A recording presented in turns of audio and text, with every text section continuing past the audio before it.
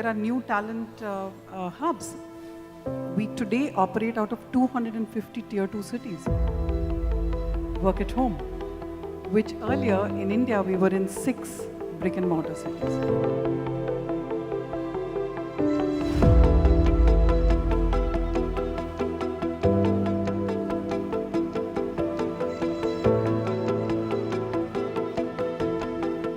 %60 of our overall talent pool comes from tier 2, tier 3 cities, which of course goes beyond these 26.